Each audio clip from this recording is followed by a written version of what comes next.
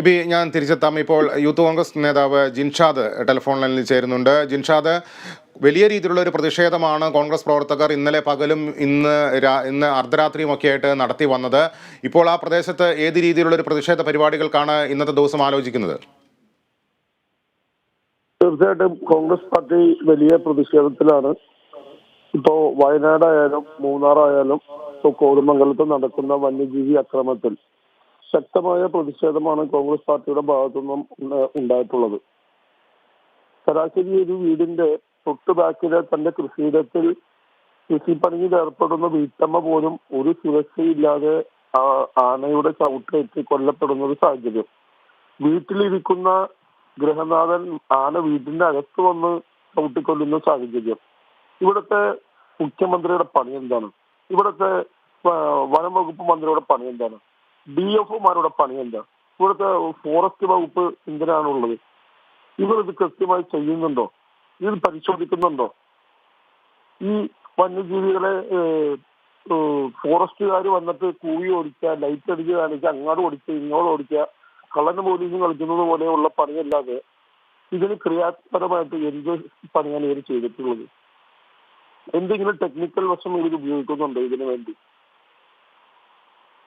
ആളുകൾക്ക് ജീവിക്കാൻ പറ്റുന്നില്ലെന്ന്. അത് കോൺഗ്രസ് പാർട്ടി സമരം ചെയ്താൽ, കോൺഗ്രസ് പാർട്ടി ആ സമരത്തെ ടേക്കപ്പ് ചെയ്താൽ MLA വന്ന് ആക്രമിക്കുക, MP ആക്രമിക്കുക, പോലീസിന്റെ ഗുണ്ടായുസം, DCC പ്രസിഡന്റിനെ ഗുണ്ടായുസം കാണിക്കുക, അദ്ദേഹം ചായ കുടിക്കാൻ സമരം ചെയ്യുമ്പോൾ അറസ്റ്റ് ചെയ്യാതെ, സമരപ്പന്തലിരിക്കുമ്പോൾ അറസ്റ്റ് ചെയ്യാതെ, അദ്ദേഹം ചായ കുടിക്കുമ്പോൾ പ്രതിഷേധമായി അദ്ദേഹത്തെ കത്രിക പൂട്ടിട്ട് വലിച്ചഴച്ച് ജീപ്പിൽ കയറ്റിയിട്ട് പോലീസ് സ്റ്റേഷനിൽ കൊണ്ടുപോകാതെ, അല്ലെങ്കിൽ ഏതെങ്കിലും പോലീസ് ക്യാമ്പിൽ കൊണ്ടുപോകാതെ 1.5 മണിക്കൂറോളം ജീപ്പിൽ കറക്കി അദ്ദേഹത്തിന്റെ ഫോൺ മേടിച്ചു വെച്ചിട്ട് ഒരുമാതിരി അധോലോക ഗുണ്ടാ സംഘങ്ങൾ പ്രവർത്തിക്കുന്നത് പോലെ ഈ വിജയന്റെ പോലീസ് ഇങ്ങനെ പ്രവർത്തിച്ചാൽ അത് കൈയും കെട്ടി നോക്കി നിൽക്കാൻ യൂത്ത് കോൺഗ്രസിനോ സാധ്യമല്ല.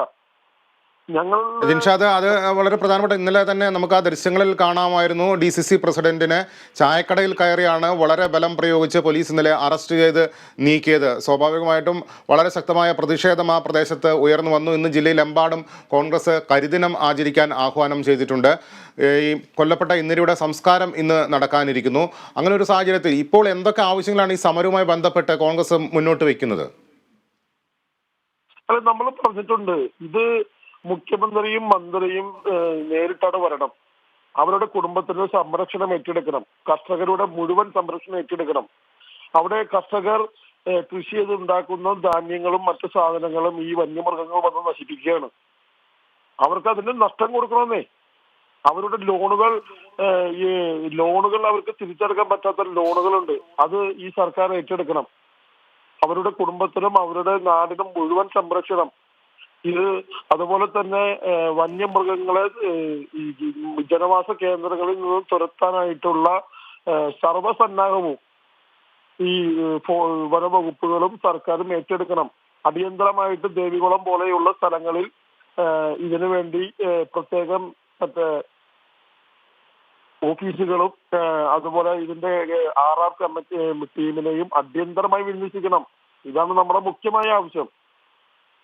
ഇതൊരു ടോർച്ചും ഒരു ജീപ്പുള്ള ഫോറസ്റ്റുകാർ ലാത്തി വെച്ചിട്ടാണോ ആനയെ ഓടിക്കാൻ വരുന്നത്? ലോകത്തോടിലും കേട്ടിട്ടുണ്ടോ ഇത്തരത്തിലുള്ള നാണം കെട്ട ഇടപാട്?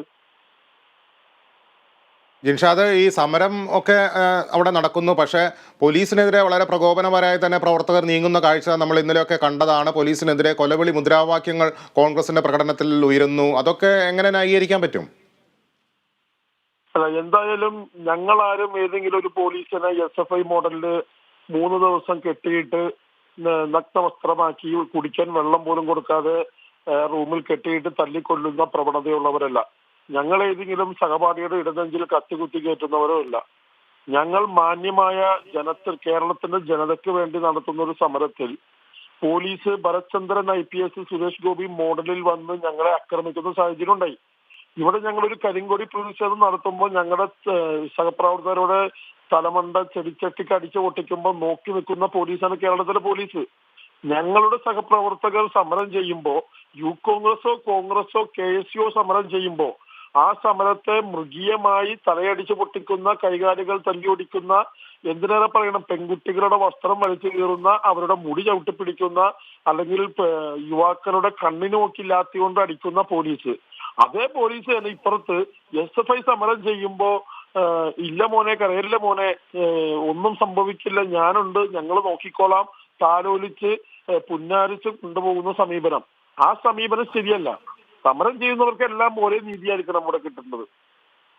സ്വാഭാവികമായും ഒരു ജനത മുഴുവൻ ഒരു പ്രക്ഷോഭത്തിൽ നിൽക്കുമ്പോ പോലീസ് കാണിക്കേണ്ട മര്യാദകളുണ്ട്. അത് പോലീസ് ഇന്നലെ ആ മര്യാദ കാണിച്ചിട്ടില്ല. അത് നിങ്ങൾക്ക് ദൃശ്യം പരിശോധിച്ചാൽ മനസ്സിലാകും. സ്വാഭാവികമായും അപ്പോ പ്രവർത്തകരായാലും നാട്ടുകാരായാലും വൈകാരികമാകും. ഇന്നലെ ഇപ്പൊ കോതമംഗലത്തെ മൃതദേഹവുമായി ഞങ്ങൾ കടന്നു വരുമ്പോ നിങ്ങളെന്ത് ഉദ്ദേശിക്കുന്നത്? കോൺഗ്രസിന്റെ പ്രവർത്തകർ മാത്രമാണ് അവിടെ ഉണ്ടായത്. അവിടെ ആ കോതമംഗലം മേഖലയിലെ, അല്ലെങ്കിൽ നെയ്യമംഗലം തൊട്ട് പെരുമ്പാവൂര് വരെയുള്ള ഈ വന്യജീവികളുടെ അക്രമം നേരിടുന്ന, അല്ലെങ്കിൽ ഈ ഇത്തരത്തിലുള്ള കർഷകരും കുടുംബാംഗങ്ങളും അവരുടെ നാട്ടുകാരും ഉൾപ്പെടെ വലിയ ജനസഞ്ചയമായിരുന്നേ. അതിന് ഞങ്ങൾ അഡ്രസ് ചെയ്തു എന്നുള്ളൂ. കാരണം ഇത് നാടിന്റെ പ്രശ്നമാണ്. എത്ര ദിവസമായി ഇത്? നിങ്ങൾ പറയും ഇത് മൂന്നാർ മാത്രം നടന്നതാണോ? ഇത് വയനാട് മാത്രം നടന്നതാണോ? എത്രയോ സ്ഥലങ്ങളിൽ, നമ്മുടെ ഈ അങ്കമാലിയിലൊക്കെ ഇതേ സമാനമായ പ്രശ്നമുണ്ട്. ഫോറസ്റ്റ് മേഖലകളിൽ ഇത് തന്നെ കണ്ണൂര് പ്രശ്നമുണ്ട്, വയനാട് പ്രശ്നമുണ്ട്. എവിടെയൊക്കെ കാടുണ്ടോ, എവിടെയൊക്കെ കാടുമായി ബന്ധപ്പെട്ട് കർഷകരുണ്ടോ, ജീവിക്കുന്നവരുണ്ടോ, അവിടെയെല്ലാം വന്യജീവി അക്രമം ഉണ്ടെന്നേ. ആനയുടെ മാത്രമാണോ? ചില സ്ഥലങ്ങളിൽ പുലിയുടെയാണ്, ചില സ്ഥലങ്ങളിൽ കരടിയാണ്, ചില സ്ഥലങ്ങളിൽ കാട്ടുപന്നിയാണ്. ഇതിന് ജനം എങ്ങനെ നേരിടണമെന്ന് നിങ്ങൾ കൂടി പറയുമെന്നോ? ശരി, വളരെ ഗൗരവതരമായൊരു വിഷയം തന്നെയാണ്. അതിനെതിരെ സ്വാഭാവികമായിട്ടുള്ള ഒരു പ്രതിഷേധ സമരം ഉയർന്നു വരുന്നു. ആ പ്രതിഷേധ സമരത്തെ പോലീസ് നേരിട്ട രീതി വലിയ രീതിയിൽ വിമർശന വിധേയമായിരിക്കുകയാണിപ്പോൾ. പ്രതികരിക്കുകയായിരുന്നു ജിൻഷാദ്, യൂത്ത് കോൺഗ്രസ് നേതാവ്.